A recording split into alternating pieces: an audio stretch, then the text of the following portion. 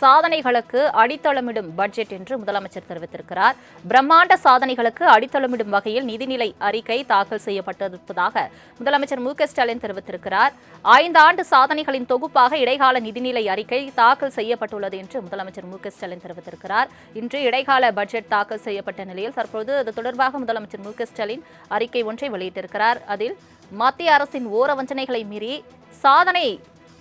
சாதனைகளை தெரிவிக்கும் விதமாக இதுக்கு அடித்தளம் விடும் விதமாக இந்த பட்ஜெட் இருந்துள்ளது என்று முதலமைச்சர் மு.க.ஸ்டாலின் தெரிவித்திருக்கிறார்.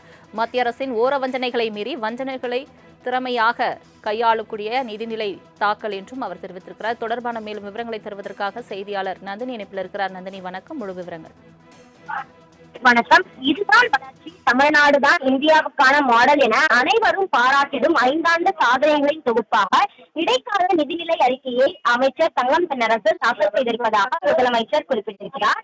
மத்திய அரசின் ஊர வஞ்சனைகளை மீறி அவர்களது வஞ்சகங்களை திறமையாக கையாண்டு வளர்ச்சியில் சாதனை படைத்திருக்கிறோம். 5 ஆண்டுகளை நிறைவு செய்வதாகவும் முதலமைச்சர் தெரிவித்திருக்கிறார்.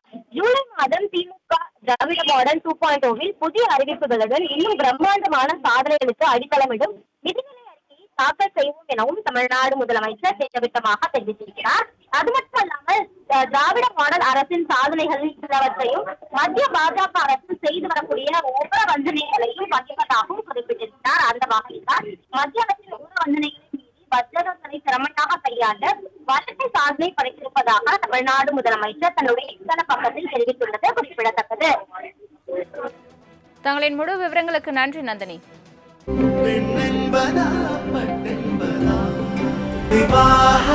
மணப்பெண்ணின் பிரத்யேகமான திருமணம் விவாஹா தி சென்னை சில்க்ஸ்.